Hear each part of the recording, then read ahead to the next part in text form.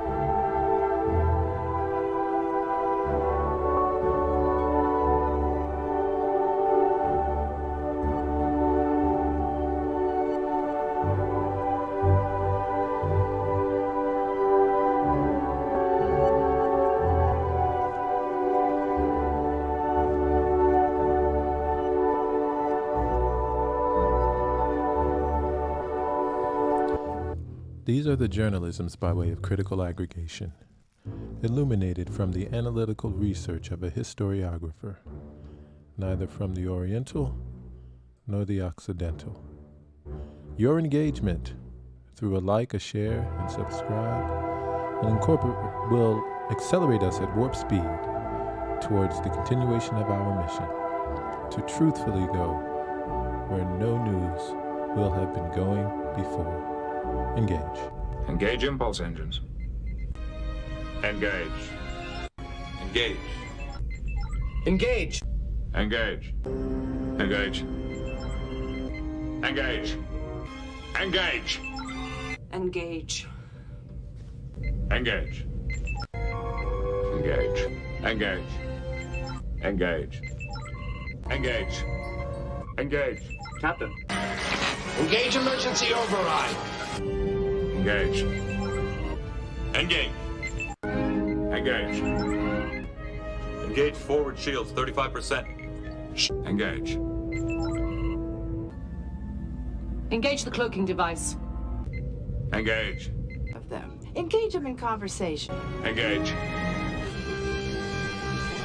Engage.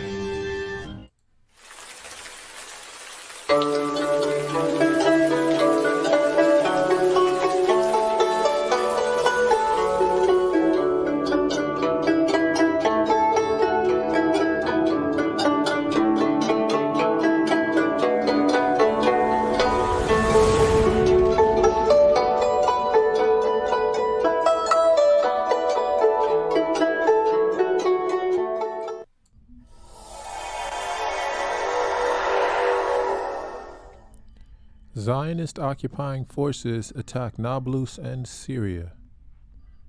Watch this space.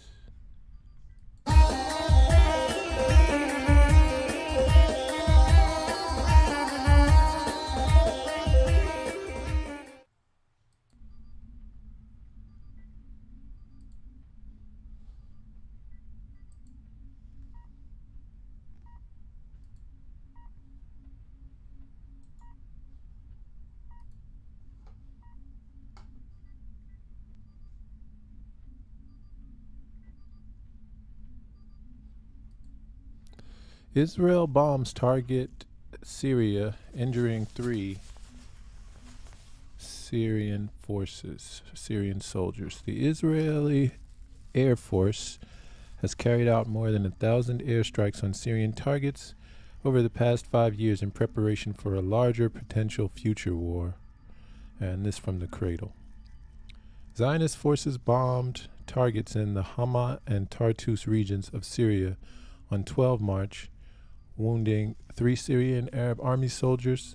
Syrian air defense also shot down a number of missiles, Syrian state media, Sana has reported. A military source said in a statement to Sana that around 7 o'clock and 15 minutes this morning, the Israeli enemy carried out an air aggression with bursts of missiles from the direction of northern Lebanon, targeting some points in the countryside of Tartus and Hama, and our air defense means confronted the aggression missiles and shot down some of them. The source added that the Israeli attack led to the injury of 3 military personnel and some material losses.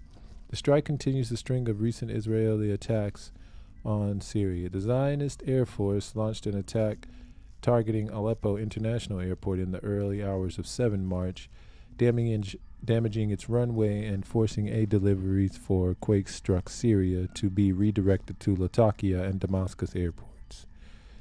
The Israeli attack came 1 month after 7.7 magnitude earthquake decimated Syria's northwest Aleppo.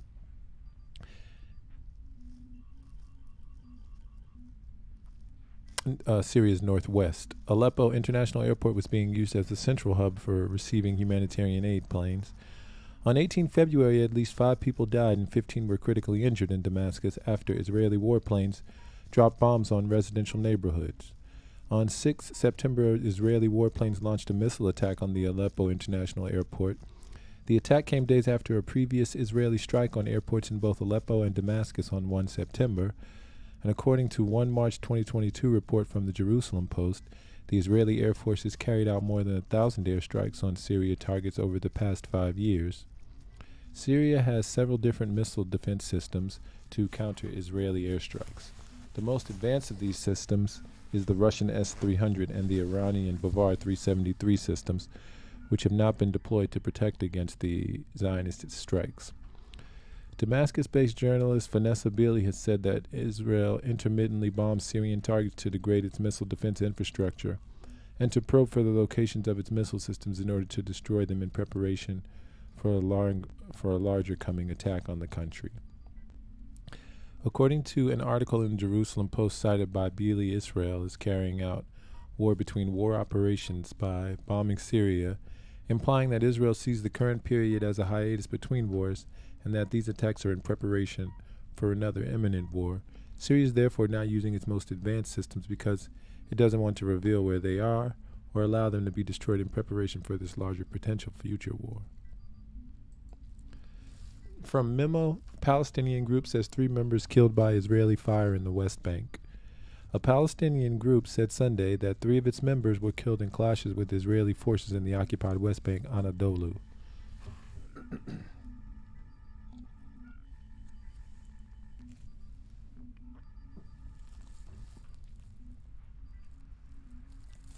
Anadolu reports that, according to the memo.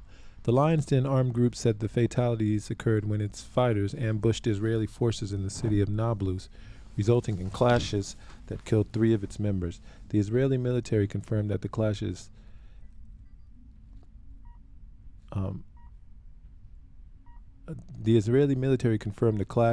and said a 4th armed Palestinian had been arrested and taken into custody.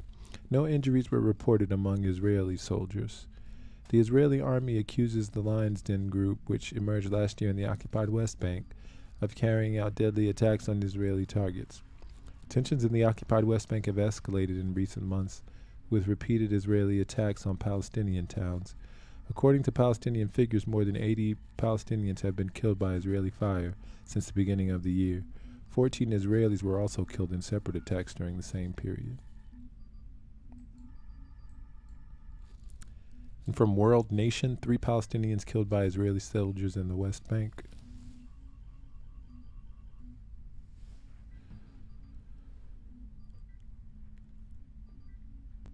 Nablus militia promises members of a group of those who had stationed themselves around the military city. There's a picture there of them.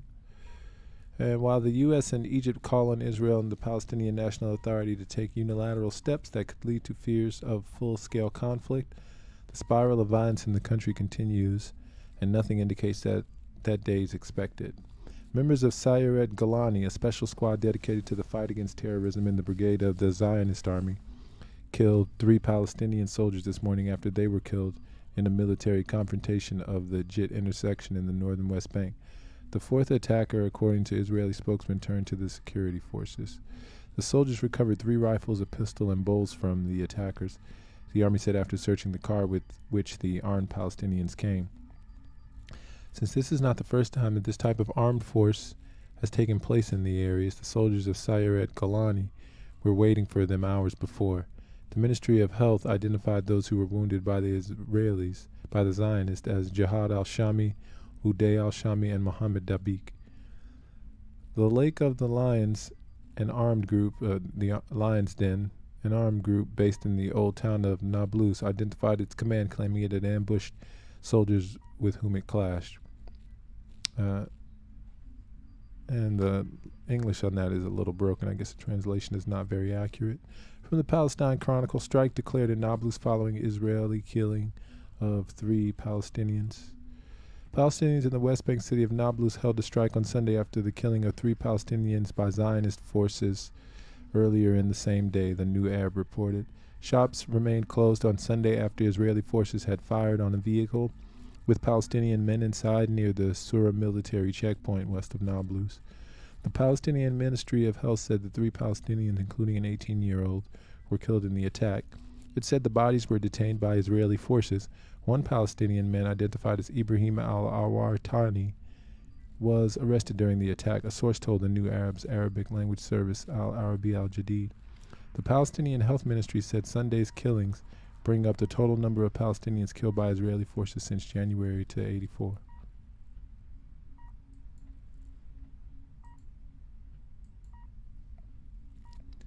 Memo: Nablus martyrs' families refuse to receive PA officials. The families of the Nablus martyrs refused to receive security officials from the Palestinian Authority on Sunday and told them not to attend the funerals. The brother of the martyr, Jihad al-Shami, who was killed by occupation authorities yesterday, turned away Abu Arab al-Bastami, an officer from the PA Security Services, and asked him, "You tortured my brother. How can you come to offer your condolences?" The martyr, Muhammad al-Dabiq, was martyred on Sunday morning along with al-Shami, was released on Friday from the PA's preventative security prisons. 3 resistance fighters were killed yesterday near the Syria checkpoint west of Nablus in the occupied West Bank.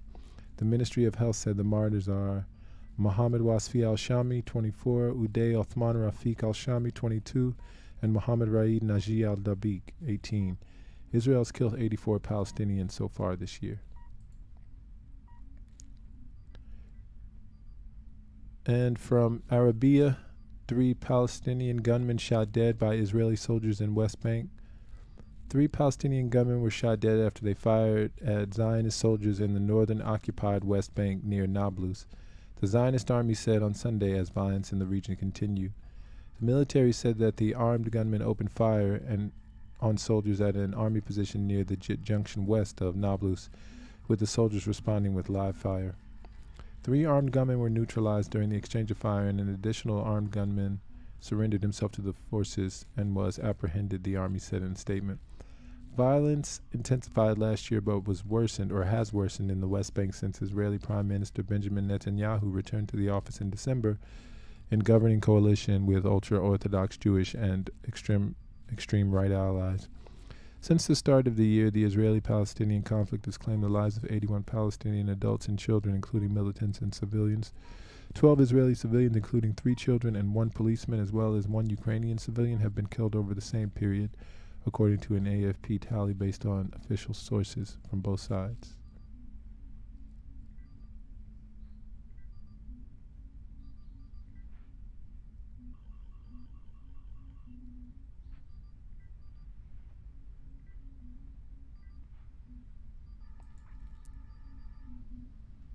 And from newhagebd.net, Syrian pro-Iran soldiers killed in Israeli strikes.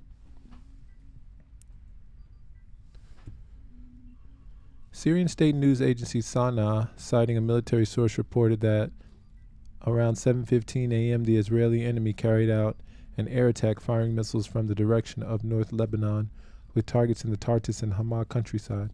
Sana did not specify the target, but had said that the attack wounded 3 soldiers and caused some material losses. It added that Syrian air defenses intercepted some of the missiles. The Zionist military said it doesn't comment on reports in the foreign media. Since Syria's civil war erupted in 2011, Israel's carried out hundreds of strikes there, targeting government troops as well as Iran-backed forces and Lebanon's Hezbollah fighters.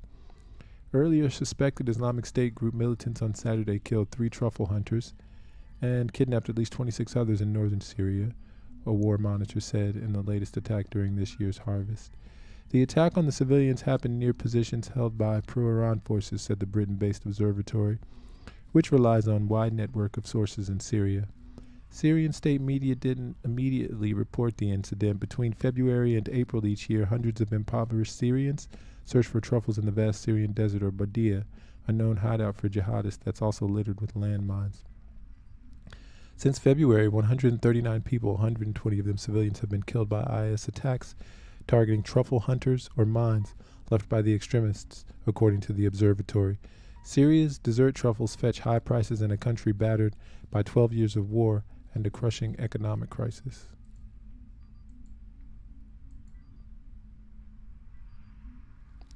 And from Press TV, Israeli aggression targets western Syria, several army personnel injured.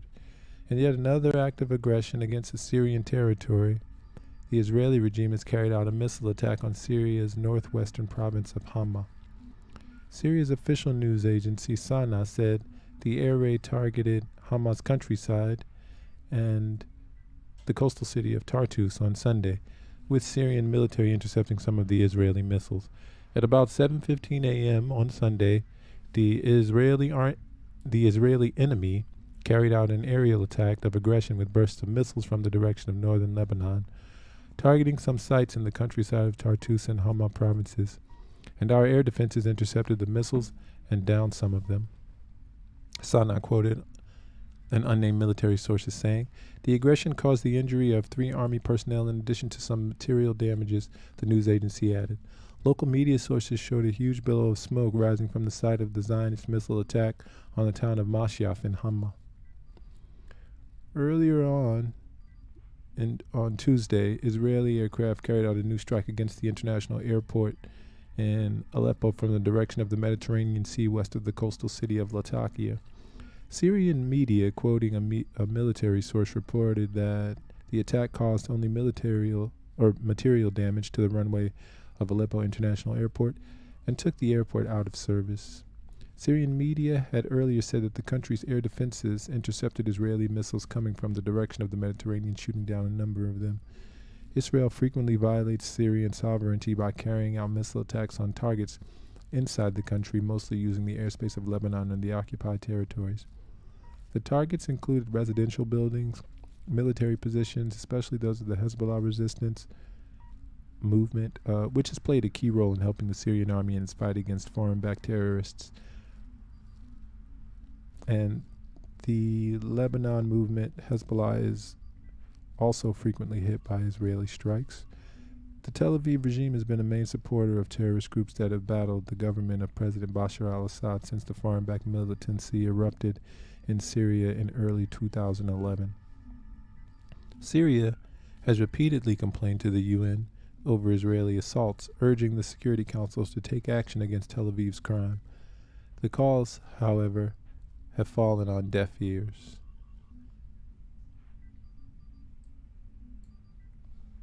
And we'll be back with more news.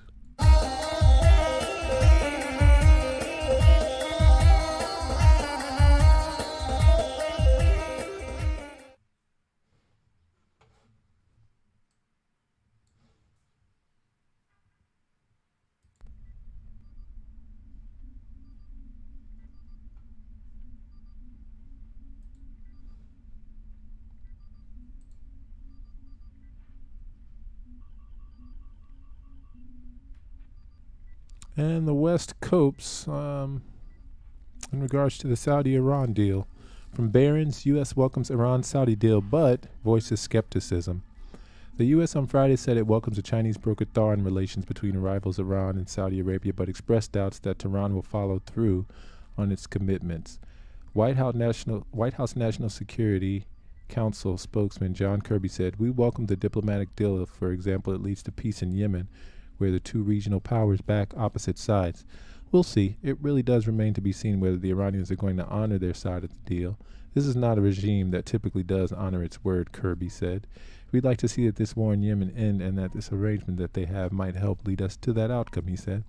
Asked about the unusual Chinese role in helping to bring together U.S. ally Saudi Arabia and an arch foe of Iran, Kirby said that Iran was brought to the table because of the pressure that it's under both abroad and from domestic discontent.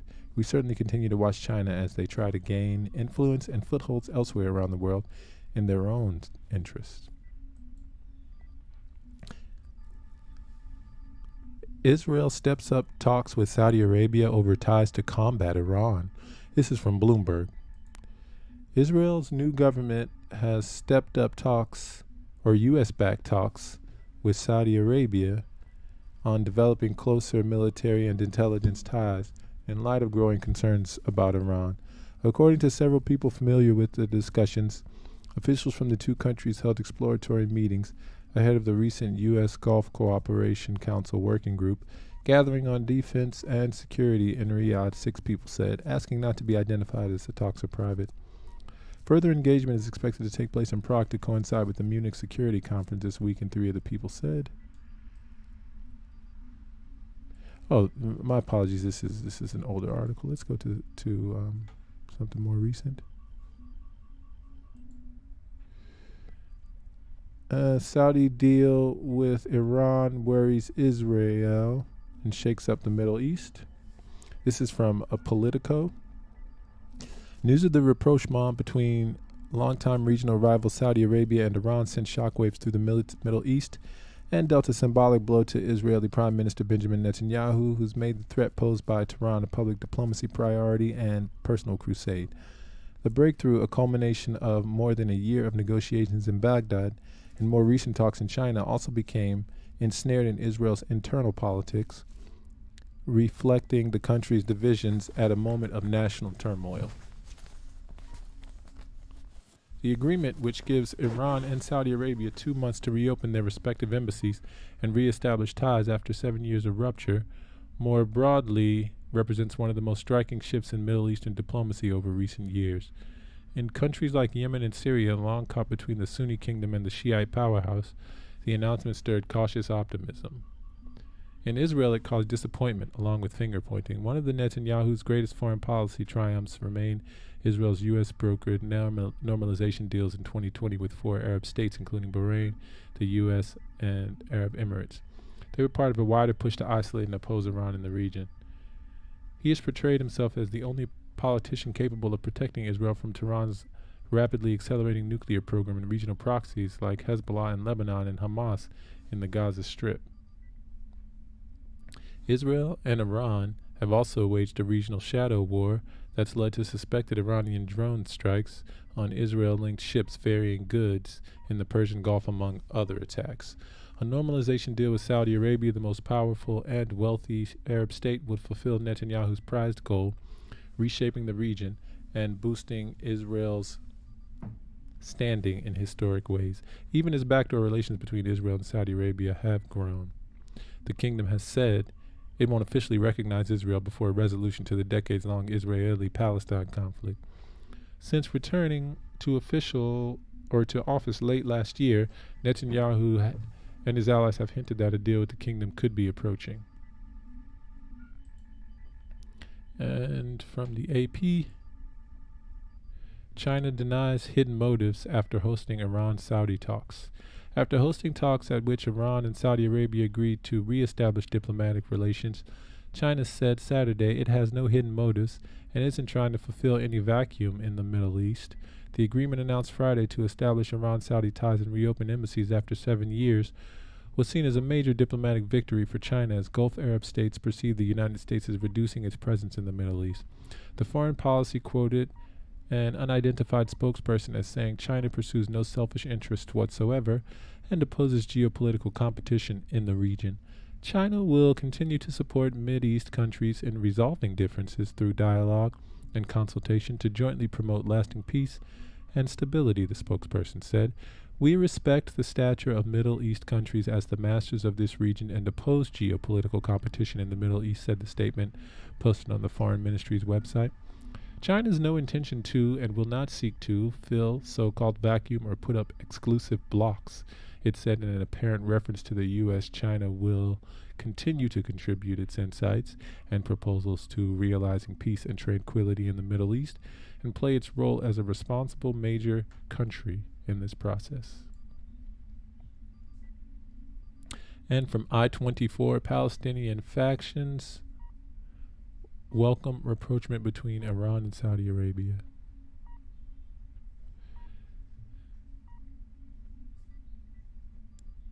This important step is in the interest of the Palestinian cause and supports the steadfastness of our people in the face of the occupation. Palestine factions over the weekend hailed Iran and Saudi Arabia's decision to restore diplomatic ties, according to media reports. Tehran and Riyadh announced on Friday that they would restore diplomatic ties within 2 months following talks in China after years of hostility. The Palestine presidency appreciates the role of China in contributing to the conclusion of the agreement, the Palestine President Mahmoud Abbas said in a statement. We hope the agreement will lead to stability and enhance a positive atmosphere in the region, it added. Taysir Khalid, a senior official of the Democratic Front for the Liberation of Palestine, expressed hope that the initiative constitutes a major step in addressing the economic, political, and security challenges in the Middle East faces, or security challenges that the Middle East faces, as cited by the Jerusalem Post. Khalid praised China for the great achievement, saying the agreement deals a severe blow to the policy of hegemony pursued by successive U.S. administrations and to the policy of the right-wing Zionist government. Khalil al-Hayya, a member of Hamas political bureau, and the Saudi-Iranian deal was an important step toward unifying the ranks of the Muslim community. According to him, this agreement will strengthen security and understanding between between Arab and Islamic countries and will contribute to the stability of the region. This important step is in the interest of the Palestinian cause and supports the steadfastness of our people in the face of the occupation and its continued aggression, the occupation and its continued aggression against our land, our people, and our holy places, Hayya said in a statement.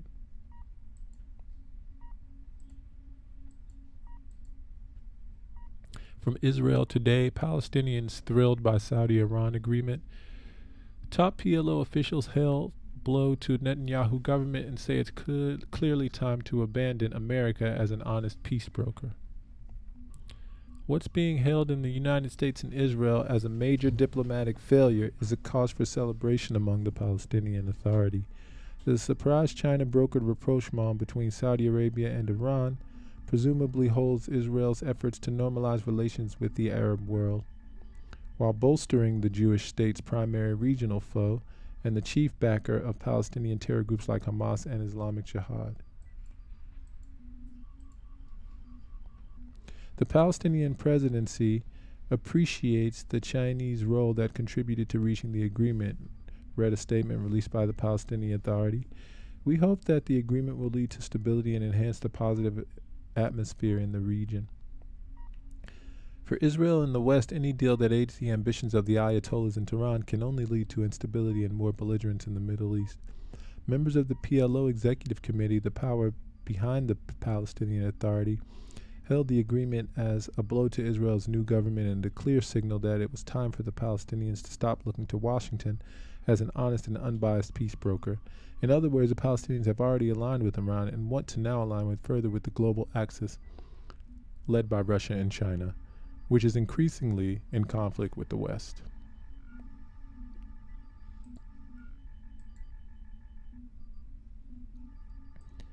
And here is Hussein Askari on the matter, and he is on Li Jingjing's YouTube. London and in Washington will lose sleep tonight, or already did last night, because this, as I said, overturns their whole imagined system of rules-based order, that the dominance of the West, that this is the end of history, and our system will prevail in the world. It's not going to happen. This is the reactions. Remember when President Xi went to Saudi Arabia, the process which President Xi Jinping started in 2016 resulted in the comprehensive strategic agreement with Saudi Arabia and later comprehensive strategic initiative with Iran. Now, before the Iranian thing happened, when President Xi Jinping was in Saudi Arabia and signed the comprehensive strategic agreement with Saudi Arabia, many people in think tanks in Washington and in London said, oh, the Chinese threw the Iranians under the bus because they went with Saudi Arabia and left Iran behind alone. And I told people, look, this is insane. This is your way of looking at the world. This is the zero-sum game. You are either with Saudi Arabia or with Iran. The Chinese don't think like this. And a couple of months later, suddenly, Iran and China, President Raisi goes to China and signs the same strategic comprehensive agreement with China. So this is how those people cannot comprehend. It's like in the Bible it says, there was light, but darkness could not fathom it. And those people live in the darkness, and they are unable to understand the light, because it's not in their character, it's not in their nature. Now, this is a minority of people. Unfortunately, they are a very powerful minority. They are the military-industrial complex, or what the former CIA analyst Ray McGovern calls it the Mickey Mac, the military industrial congressional media academia complex. And these people control the military policy, security policy, economic policy, media, and now even academic circles. And they push this dark ideology all over the world. But now people around the world are realizing this is not working. And this is hurting us. Like in the destruction of the Nord Stream pipelines, it hit Germany, who's an ally of the United States. So people in Europe, especially in Germany specifically, but also all over Europe, now we have demonstrations, million-man demonstrations. In France, for example, people are waking up to the fact that this system, this rules-based system, this liberal economic policy has destroyed their life and now is threatening to bring them to the brink of World War III. This is really a good news, and I hope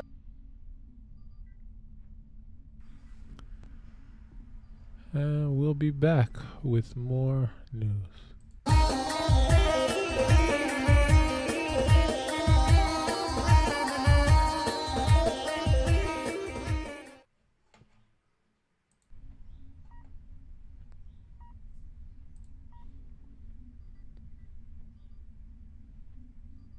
And the Yemen fallout from the Saudi-Iran deal. Iran says deal with Saudi Arabia will help end Yemen's war. Iran's mission to the UN says a breakthrough agreement with Saudi Arabia restoring bilateral relations will help bring a political settlement to Yemen's years-long war, Iranian state media reported on Sunday. Iran and Saudi Arabia agreed Friday to re-establish diplomatic relations and reopen their embassies after 7 years of tension that brought the two regional powerhouses to the brink of conflict and fueled tensions across the region. Iran's long been accused by Western governments and UN experts of providing weapons to the Houthis. Western militaries have repeatedly intercepted Yemen-bound ships carrying Iranian weapons in the Red Sea. Tehran's denied the accusation of arming the Houthis. China mediated the major diplomatic breakthrough between Tehran and Riyadh, which is widely believed decreases the likelihood of armed conflict between the regional rivals, both directly and in proxy conflicts. Citing a statement from Iran's UN mission, IRNA news agency said the deal with Saudi Arabia would accelerate efforts to renew an expired ceasefire deal, help start a national dialogue, and form an inclusive national government in Yemen. The ceasefire, the longest of the Yemen conflict, expired in October. Both sides, however, refrained from taking serious escalatory actions that could cause fighting to flare up, as negotiations were underway between the Houthis and Saudi Arabia to renew the agreement. The Houthis appeared to welcome the deal, slamming at the same time the U.S. and Israel, Iran's top foes. The region needs the return of normal relations between its countries through which Islamic society can regain its lost security as a result of the foreign interventions led by the Zionists and the Americans, said Mohammed Abdul Salam, the rebel spokesman and chief negotiator. Abdel Bari Tahir, a Yemeni political commentator and former journalists union head, called the Saudi Arabia-Iran deal a positive step. He urged both Tehran and Riyadh to further pressure the allies in Yemen to end the conflict and ease tensions elsewhere in the region. They should pressure their allies to engage positively in the UN efforts to relaunch political talks between Yemenis, he said. Yemen is a hot and sensitive spot in the regional rivalry. If it's solved, it would cause tensions in other areas in the region. Or it would ease tensions in other areas in the regions. Rights groups say Yemen's war has unleashed one of the world's worst humanitarian crises and pushed millions of people to the brink of famine. And from the media line, Houthis release 117 prisoners and begin exchange talks with Yemen. The Houthi rebels in Yemen have released 117 prisoners ahead of the Muslim holy month of Ramadan, according to a local news agency. The prisoners were released from jails in the city of Al-Baida and Rada, the New Arab reported, citing the Saba news agency. The releases came a day after representatives of the internationally recognized government of Yemen and the Houthis met in Geneva to begin talks on a prisoner exchange. in negotiations brokered by the UN and the International Committee of the Red Cross. The talks are expected to last 11 days. Yemen's been embroiled in a civil war since 2014 when the Houthi rebels seized the capital, Sana'a.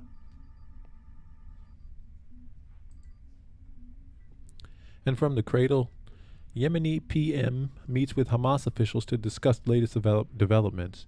Ansarallah's official affirmed Yemen's full support for the Palestinian cause during the meeting. The Prime Minister of Sana'a's government, under the leadership of the Yemeni resistance group Ansarallah, Abdulaziz bin Habtour, met with representatives of the Gaza-based resistance faction Hamas to discuss recent developments in Palestine.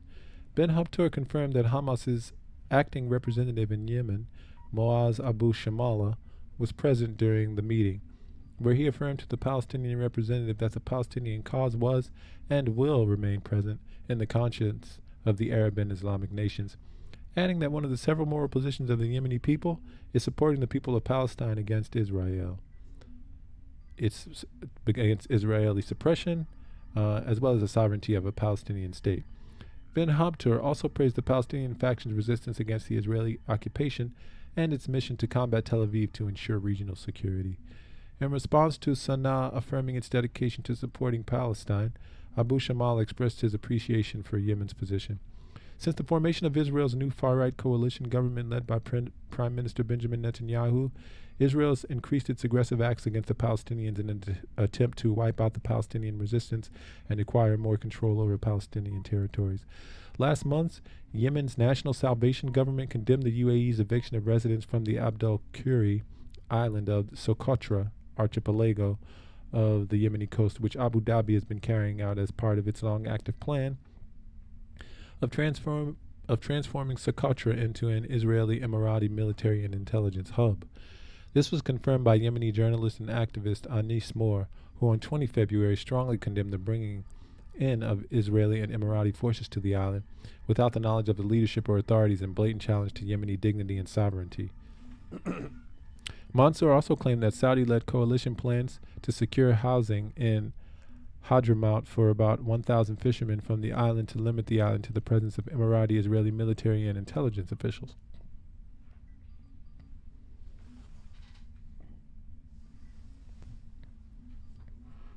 Israel is interested in the strategic archipelago because it serves as a potential flashpoint for a confrontation with Iran. In 2020, the Washington Institute published an analysis examining how Israeli submarines could potentially strike the Islamic Republic from positions near Yemen. Iran admits a crucial role in war and peace in Yemen as Saudi deal set to test Tehran's will. Analysts believe that the 2-month deadline set for the resumption of relations between Tehran and Riyadh will test Iran's seriousness over reconciliation, not least in relation to pressuring the Houthis to make meaningful concessions towards a peaceful settlement in Yemen. After long denying its involvement in the Yemen conflict, pitting its Houthi proxies to the Saudi-led Arab coalition, Tehran's implicitly admitted to its crucial role in peace and war decisions in the conflict.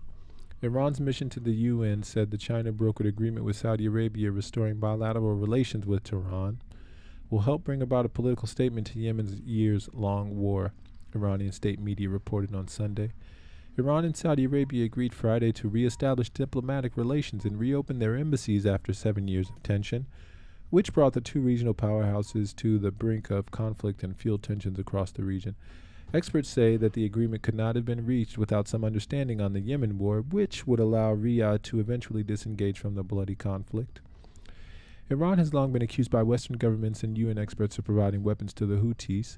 Western militaries have repeatedly intercepted Yemen-bound ships carrying Iranian weapons in the Red Sea. Tehran has denied arming the Houthis.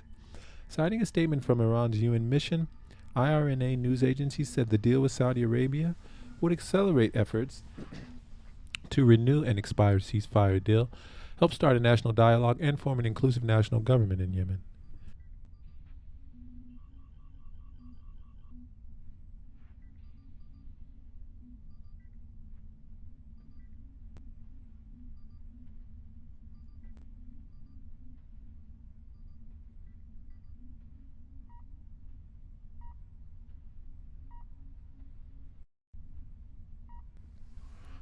Analysts believe the 2-month deadline set for the resumption of relations between Tehran and Riyadh will test Iran's seriousness over reconciliation.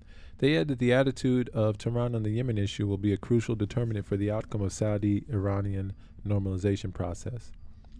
The 2-month period is the first test of Iran's credibility and proof of good intentions, as we must see the start of real change in the regional landscape and a real correction in its dealings with the kingdom, Saudi columnist Hamoud Abu Talib wrote in Okaz, a Saudi daily. And notice that this language is all focusing on Iran holding its end of the deal. And we can say the same thing for Saudi Arabia, correct? Because, from an Iranian perspective, or maybe from a Shia perspective, or maybe from an Eastern perspective, or maybe from just a non-Saudi perspective, Saudi Arabia is not the most forthcoming, most upright entity as well. I mean, there's a conflict between, the way it's portrayed in Western society and the way it's portrayed by itself. And you can also, that can also be in conflict with the way that, entities like Iran might convey it. So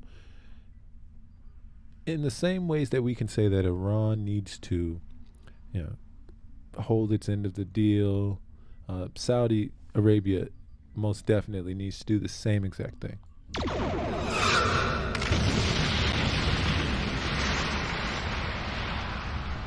The longest ceasefire, the longest of the Yemen conflict, expired in October. Both sides, however, refrained from any serious provocation that caused fighting to flare up as negotiations were underway between the Houthis and Saudi Arabia to renew the agreement.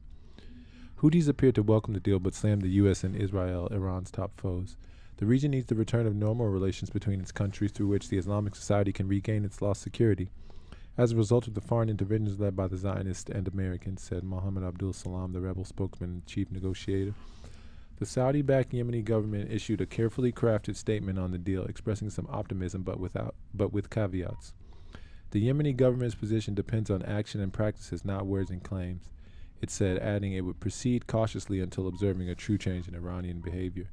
Abdel Bari Taher, a Yemeni political commentator and former journalist union head, called the Saudi Arabia-Iran deal a positive first step. He urged both Tehran and Riyadh to further pressure the allies in Yemen to end the conflict and ease tensions elsewhere in the region. They should pressure their allies to engage positively in the UN efforts to relaunch political talks between Yemenis, he said. Yemen's a hot, sensitive spot in the regional rivalry. If it is solved, it would ease tensions in other areas in the region. Riyadh leads a military coalition that has, since 2015, been battling the Iran-backed Houthis, who launched missiles and drones at the kingdom during the war.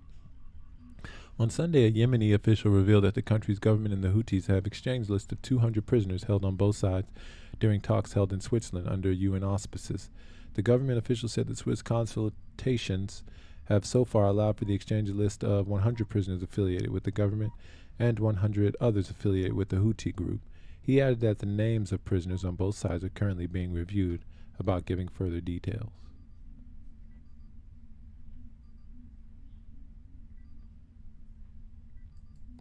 And remember, your engagement through a like, share, and a subscribe will accelerate us at warp speed towards the continuation of our mission to truthfully go where no news will have been going before.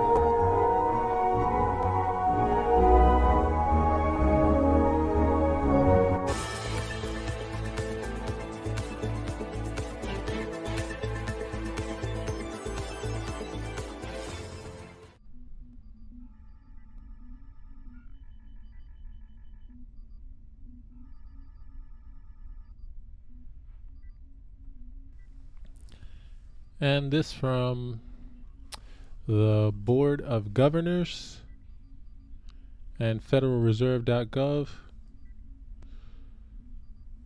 The following statement was released by Secretary of Treasury Janet Yellen, Federal Reserve Board Chair Jerome Powell, and FDIC Chairman Martin J. Grunberg. Today we're taking decisive actions to protect the U.S. economy by strengthening public confidence in our banking system.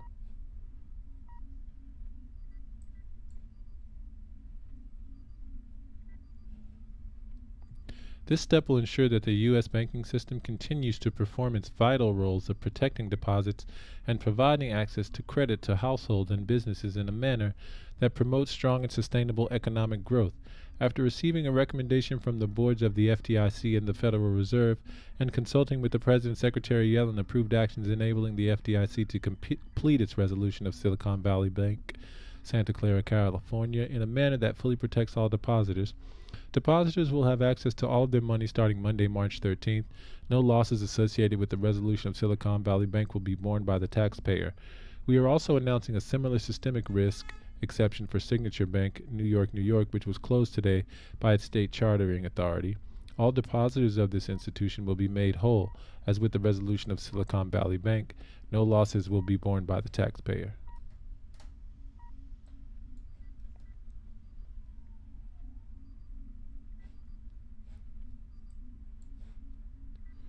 Shareholders and certain unsecured debt holders will not be protected. Senior management has also been removed. Any losses to the Deposit Insurance Fund to support uninsured depositors will be recovered by a special assessment on banks as required by law.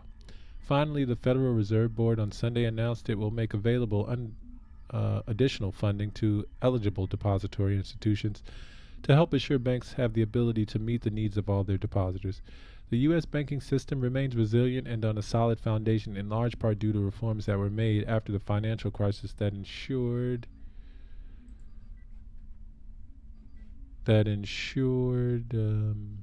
better safeguards for the banking industry. Those reforms, combined with today's actions, demonstrate our commitment to take necessary steps to ensure that depositors' savings remain safe.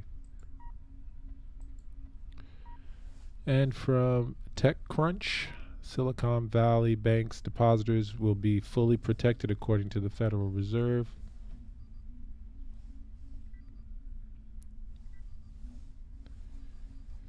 The Federal Reserve issued a joint pair of statements on Sunday with one clear message: Silicon Valley Bank's depositors, both insured and uninsured, will receive help in a manner that will fully protect all. Depositors, the statement reads, will have access to all of their money starting Monday, March 13th.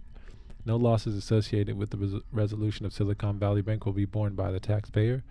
After consulting with the boards of the Federal Reserve and the Federal Deposit Insurance, as well as a consultation with President Biden, Janet Yellen approved actions to enable the FDIC to complete its resolution of Silicon Valley Bank in a manner that fully protects all depositors, both insured and uninsured.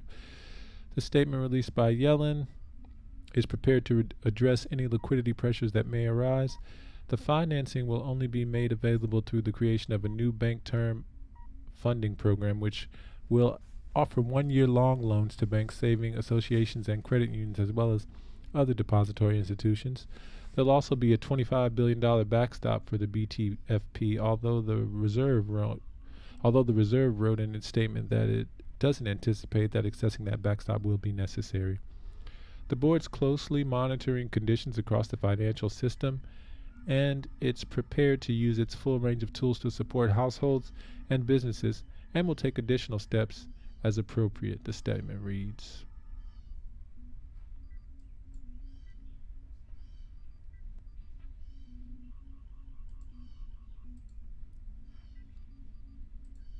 And from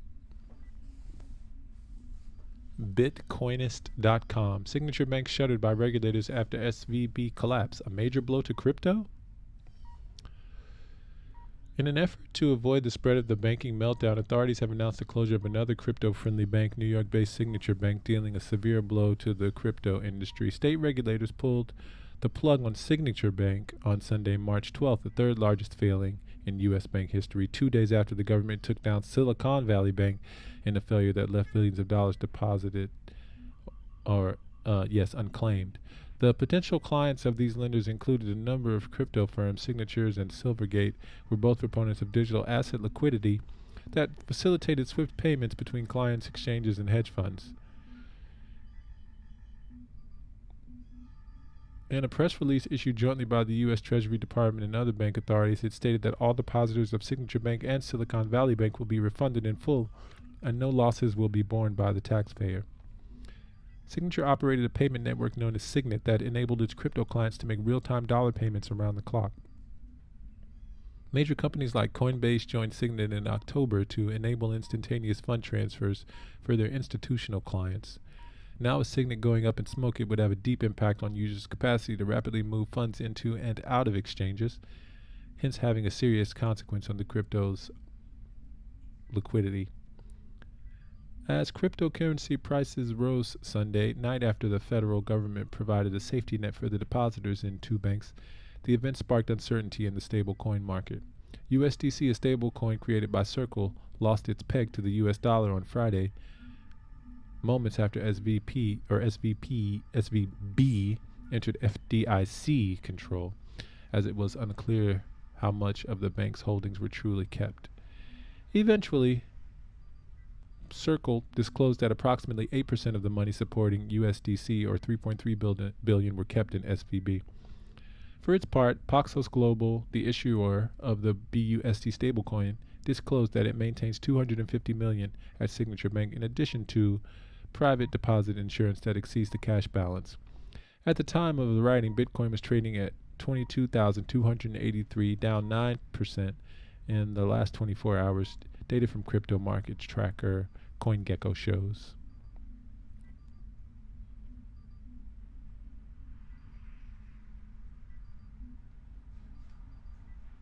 And I'll open a channel here.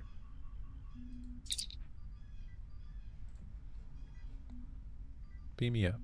Beam me up, Mr. Spark. Beam me up.